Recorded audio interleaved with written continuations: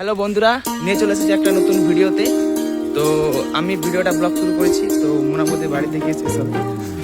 তো আমরা এখন ফিস্টের জন্য সব বেরিয়ে এসেছি। তো ফিস্টেতে অনেকেই থাকবে, তোমার চেনা বৌদি, ছোমা বৌদি, তো সবাই থাকবে। তো দেখতে থাকো ভিডিওটা আর এনজয় করো।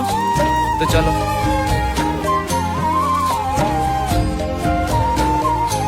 দেখো বন্ধুরা, আমাদের উনান খোলা কমপ্লিট। তো দাঁড়াও, দেখাচ্ছি তোমাদের।